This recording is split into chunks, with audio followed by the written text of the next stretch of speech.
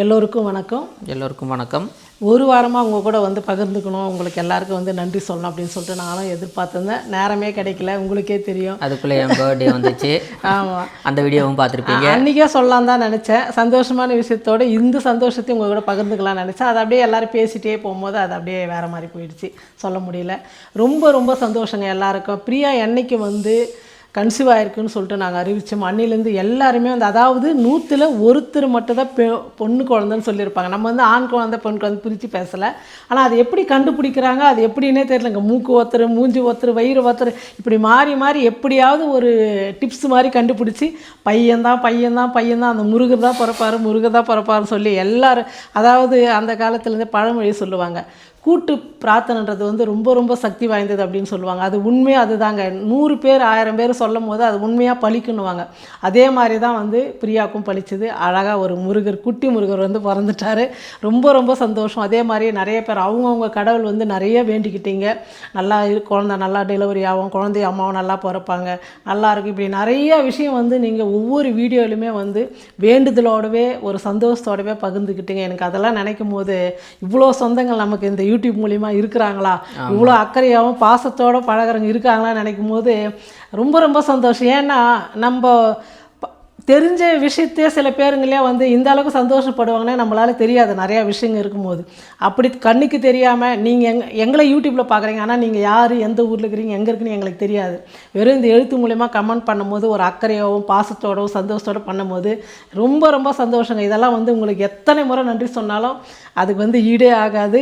இதே மாதிரி தான் உங்களுடைய வேண்டுதலும் உங்களுடைய அக்கறையை வந்து கடைசி வரைக்கும் எங்களுக்கு வேணும். இப்படி ஒவ்வொருத்தரும் சொல்லும் போது தான் நம்ம வாழ்க்கையில் வந்து நிறைய மாற்றங்கள், நிறைய நல்ல விஷயம் நடக்கும். நானே எங்கள் வீட்டில் வந்து பசங்கக்கிட்ட சொல்லுவேன், எப்பவுமே வந்து முடியாதுன்னு மட்டும் சொல்லாதீங்க, முடியும் நினைங்கடா, கண்டிப்பாக ஒரு நாளைக்கு நடக்கும்னு சொல்லுவேன் நான்.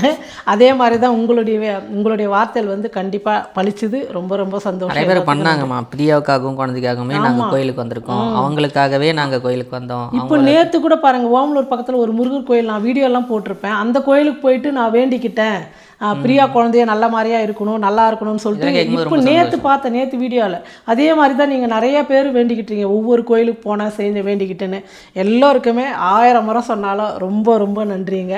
அதே மாதிரி என்னுடைய பையன் பிறந்த நாளுக்கும் நிறைய வாழ்த்து சொல்லியிருந்தீங்க. அடுத்த வருஷம் வந்து மருமக வரணும், இதே மாதிரி மாமாவுக்கு குட்டி பையன் வந்த நேரம் வந்து அத்தை வரணும், கல்யாணம் ஆகணும்னு சொல்லிட்டு நினச்சிங்க. அதுவும் கண்டிப்பாக அடுத்த வருஷத்துக்குள்ளே கண்டிப்பாக நடக்கும். ஏன்னா அவ்வளோ ஒரு சக்தி உங்களுடைய வார்த்தையில். அதனால் வந்து ரொம்ப சந்தோஷம். அப்புறம் வந்து பார்த்திங்கன்னா, பாட்டிங்களாம் அந்த காலத்திலலாம் வந்து பாட்டிங்க கட்டினிருப்பாங்க காட்டன் புடவை, அதை தான் கட் பண்ணி குழந்தைங்களுக்கு போடுவாங்க. இப்போ என்ன ஆச்சு, எல்லாம் இந்த மாதிரி புடவை. நானே கட்டுறேன்னா பாருங்கள், நான் எப்படி சொல்கிறது. ஆனால் எனக்கு வந்து காட்டன் புடவை ரொம்ப பிடிக்கும். நான் ஒரு 10-15 புடவை வந்து காட்டன் புடவை நிறைய வீடியோவில் போட்டிருப்பேன், கட்டியிருப்பேன். அந்த புடவெல்லாம் இப்போ என்னுடைய பேரனுக்கு நான் பாட்டியாக அதெல்லாம் கிழிச்சிட்டுங்க. நல்லா பியூர் காட்டன், வெயில் காலத்துக்கு வெளியெல்லாம் கட்டிப்போம், சூப்பராக இருக்கு. ஒரு புடவை 700-800 ரூபான்னு வாங்கினேன் நான்.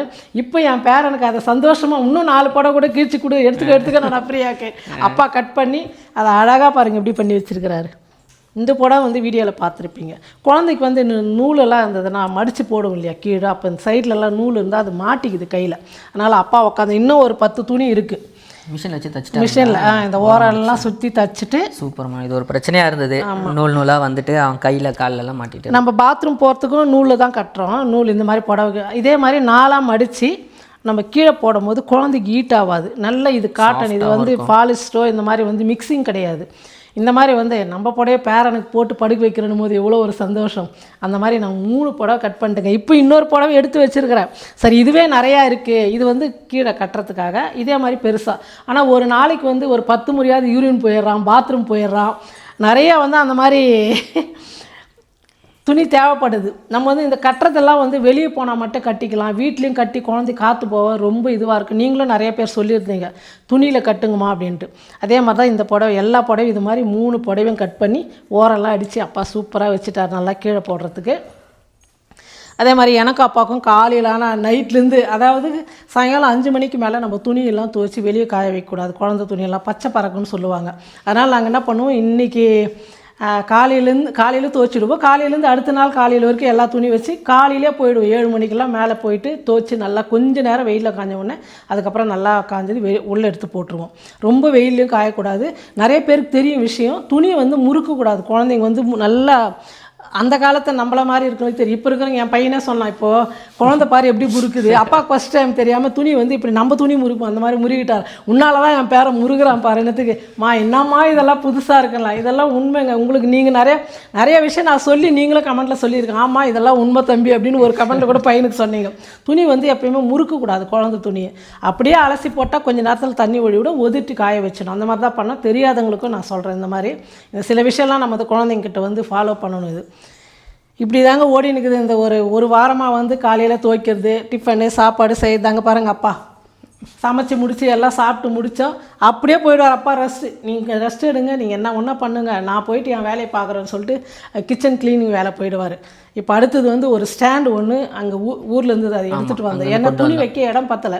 உங்களுக்கே தெரியும், எல்லா பீரோவும் காமிச்சா ஃபுல்லாக போச்சு. ஏன் துணிங்க பிரியா துணியெல்லாம் வந்து ரெகுலராக நம்ம யூஸ் பண்ணுற துணி வந்து வைக்கிறதுக்கு இடம் இல்லை. இப்போ அந்த ஸ்டாண்டை போய் நம்ம ஃபிட் பண்ணலாம். நீங்கள் ஒரு பக்கம் அதை பண்ணுங்கள், இல்லைன்னா நான் முதல்ல அந்த ஃபேனை தொடச்சிட்டு வந்துடுறேன். நான் அப்பா ஊர்லேருந்து அமுச்சுண்டா ஃபேன் எல்லாம் துடைக்க சொன்னோம். ஆனால் அவர் என்ன பண்ணார், பிரியா ரூம் மட்டும் க்ளீன் பண்ணிட்டு மற்ற வேலையெல்லாம் ரெஸ்ட் இல்லாமல் செஞ்சுக்கிறார். இந்த ஃபேன் எல்லாம் அவர் பார்க்கலையா ஹாலில். இப்போ பையன் வந்து ஃபேன் துடைப்பார், நாங்கள் மற்ற வேலையெல்லாம் செஞ்சு எல்லாம் பண்ணுறதுக்கு எங்களுக்கு ரெஸ்ட்டே கிடையாது. நம்ம போயிட்டு வேலையை பார்ப்போம். இப்போ ஸ்டாண்டு போயிட்டு ஃபஸ்ட்டு ரெடி பண்ணுவோம். ஃபஸ்ட்டு வந்து மேலே டாப்பில் இருக்கிறது ஃபிட் பண்ணுறீங்களா? இது மேலே வரதா? டாப் மேலேயா? மேலே இருக்கிறது. சும்மா கொஞ்சம் இல்லைப்பா, இவ்வளோ பெருசு விட்டால் துணி வைக்கும்போது ஸ்லிப் ஆகாதுல்ல. இல்லை எஜ்ஜிலே இருக்கட்டும், விடுங்க. ஏன்னா இங்கே சரி விட விடுங்க, எஜ்ஜிலே இருக்கட்டும். ஏன்னா 4 தானே இருக்குது. ஆமாம், சரி விடு. என்னம்மா நைட்டு டின்னர் வந்து ப்ரெட்டு தானே நமக்கு? ப்ரெட்டு, கொஞ்சம் தோசை. காலையில் வந்து பூரி செஞ்சுட்டு கொஞ்சம் மாவு மீதியாச்சு, அது இருக்குது, அது வந்து பூரி செஞ்சுட்டேன். அப்புறம் வேர்க்கடலை சட்னி வந்து தோசை வந்து தாளித்து செஞ்சேன். பிரியாவுக்கு வந்து தோசை வந்து தாளித்து கொடுத்துடலாம் அப்படின்னு சொல்லிட்டு. அது வந்து அப்படியே சாப்பிட்டுக்கிறோமா, எனக்கு சட்னி வேணான்றதுனால நமக்கு வந்து வேர்க்கடலை சட்னி பூரிக்கும் ஆகும் அப்படின்னு சொல்லிட்டு செஞ்சுட்டேன் நான். நமக்கு வந்து ப்ரெட் வந்து ரோஸ்ட் பண்ணிவிட்டு கொஞ்சம், ஆமாம், அதாவது ப்ரெட் ஆம்லேட்டு. முட்டை பால் நல்லா அடிச்சுட்டு அதில் வந்து நல்லா நினச்சி ப்ரெட் ஆம்லேட்டு சூப்பராக இருக்கும் சாப்பிட்றதுக்கு. ஏன்னா நான் வந்து வெறும் ப்ரெட்டு தான் ரோஸ்ட் பண்ணலான்னு நினச்சேன். அப்பா வந்து எனக்கு வந்து இந்த மாதிரி செஞ்சால் தான் பிடிக்கும், அது கொஞ்சம் கடித்து சாப்பிட்றதுக்கு ஜவு மாதிரி இருக்குது அப்படின்னு சொன்னதுனால நான் வந்து இந்த மாதிரி செஞ்சுட்டேன். நான் இது செஞ்சால் அப்பாவுக்கு பிடிக்கும். ஆமாம், ரொம்ப நல்லா பிடிக்கும். அவருக்காகவே இதை பண்ணேன். முதல்லலாம் நார்மலாக ரோஸ்ட் பண்ணி கொடுத்தாலே டோஸ்ட் பண்ணி சாப்பிட்டு நெய் போட்டு ரோஸ்ட் பண்ணால் நல்லா முருகன் நல்லா இது வேணுன்றாரு. சரி சரி. ஏன்னா நீங்கள் மதியமே வந்து ஸ்டாண்ட் எல்லாம் காமிச்சிருப்போம், அதெல்லாம் வச்சு எல்லாத்தையும் வேலை ஜாஸ்தி எல்லாம் பண்ணிவிட்டு அப்படியே டயர்டில் லேட் ஆகிடுச்சு, 8:30 மணி ஆகிடுச்சு. அப்படியே டயர்டில் கொஞ்ச நேரம் குழந்தை பக்கத்தில் போய் படுத்துனுங்களா, அப்படியே தூங்கிட்டேன் நான். மதியம் ஊர்லேருந்து எடுத்துகிட்டு வந்து மதியம் ஃபுல்லாக ஃபிக்ஸ் பண்ணி. ஆமாம், நீங்கள் சாதிச்சிட்டீங்க. சாதிச்சுட்டு நான் இன்னமும் இருக்கடா, வைக்க இடம் இல்லை பாரு, பேக்லலாம் வச்சிருக்கிறேன் பாரு. எடுக்க புதையல் மாதிரி வந்து. ஏன்னா இது கட்டில் வந்து நாங்கள் தள்ளி போட்டதுனால கபோர்டு வந்து அடிக்கடிக்கு வந்து ஓப்பன் பண்ண முடியல ட்ரெஸ் எல்லாம் எடுக்கிறதுக்கு. அதனால எனது பிரியாது மட்டும் எங்கள் 2 பேர்த்து இங்கே வச்சுட்டா நம்ம டெய்லி யூஸ் பண்ணுறதுக்கு இதுவாக இருக்கும் அப்படின்னாலும் வச்சுட்டோம். இதெல்லாம் வந்து குழந்தை துணி, இதெல்லாம் பாப்பா குழந்தைக்கு வைக்கிறது.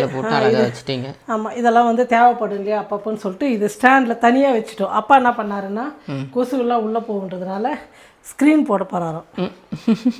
கொஞ்சம் மரப்பாக இருக்கும், பார்க்கறதுக்கு நல்லா இருக்கும் அப்படின்னு சொல்லிட்டு ஸ்க்ரீனுக்கு ரெடி பண்ணின்னுக்கிறாரு. இது ஃபுல்லாக நல்லா இருக்குல்ல? ஓகேம்மா. ஆனால் அது இல்லைன்னா ரொம்ப கஷ்டமாக இருக்கும். இது எடுத்துகிட்டு வந்து நல்லது தான். இது எல்லாத்துக்குமே யூஸ்ஃபுல்லாக அந்த தனித்தனியாக வச்சுட்டு எடுக்கிறதுக்கு. ஆமாம், இப்போ நான் வேறு ஆன்லைனில் வந்து புக் பண்ணிக்கிறேன். என்னது இந்த மாதிரி பாக்ஸா?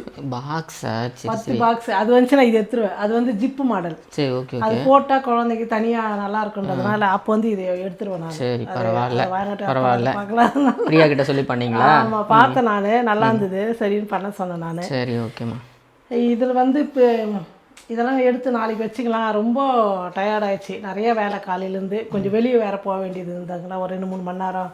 அதில் வந்து கொஞ்சம் வேலைலாம் பெண்டிங். ஏன்னா நம்ம நாளன்னைக்கு வந்து கொஞ்சம் விசேஷம், அதனால் வந்து எல்லா வேலையும் பண்ணணுன்றதால பண்ணிடுவேன். வேலையிலும் கொஞ்சம் அப்படியே டைட்டாக போயிட்டுருக்கு. ஆமாம், ஒரு பக்கம் வீட்டு வேலை டைட்டாக போயிட்டு இருக்கும்போது இந்த பக்கம் டிஃபனுக்கு ட்ரெஸ் கிளீனிங்கு அவனை மெயின்டைன் பண்ணுறது ஒரு பெரிய டாஸ்க் எல்லாம் இருக்குது. ஏன்னா இதை போடக்கூடாதுன்றதுனால எப்போ ஒரு முறை தான் நைட்டில் மட்டும் போட்டுக்கிறோம். ஏன்னா நைட்டில் அடிக்கடிக்கு மாற்ற முடியாதுன்றதுனால 2 முறை அப்படி மாற்றுன்றதுனால தூங்கும் போது இதை போட்டு விட்டுறோம். மற்றபடி வந்து நம்மளுடைய சேரீங்க இந்த மாதிரி தாங்க, இது காட்டன் இதுதான் கட்டுறதே நாங்கள். ஏன்னா யூரின் போயிட்டு அப்படியே உடனே வந்து அலசி போட்டால் காஞ்சி போயிடும். பாத்ரூம் போனாலும் நம்ம ப்ரஷ் போட்டு இது பண்ணிவிட்டு அலசிக்கலாம், ரொம்ப ஈஸியாகுதுன்றதுனால காட்டன் துணி யூஸ் பண்ணிடுவோம். நம்ம 3 புடவையும் நான் என்னென்ன புடவை அப்படின்னு சொல்லிட்டு காமிச்சிருப்போம் உங்களுக்கு, காட்டன் புடவை. சரிம்மா சரிம்மா, பரவாயில்லம்மா. நாளைக்கு ஃபுல்லாக வேலை அதிகம். கடைக்கு போனோம், நாளன்னைக்கு விசேஷத்துக்கு தேவையான மளிகை சாமான், காய்கறி இந்த மாதிரிலாம் வாங்கணும். எல்லாமே நாளைக்கு ஒரே நாளில் தான் வேலை ஜாஸ்தி. எல்லாம் வந்து நாளைக்கு தான் செய்யணும். ஆமாம். ஆமாம். அப்போ அந்த முக்கியமான சொந்தங்கள் மட்டும் வந்து நாளன்னைக்கு பண்ணிக்கலாம் அப்படின்றதுனால அவங்களாம் வருவாங்க. அவங்களுக்கு தேவையானதெல்லாம் நம்ம வாங்கி சமைக்கிறதுக்கெல்லாம் ரெடி பண்ணிக்கணும். அடுத்தது இன்னொரு வீடியோவில் நாளைக்கு பார்ப்போம். ஓகேம்மா.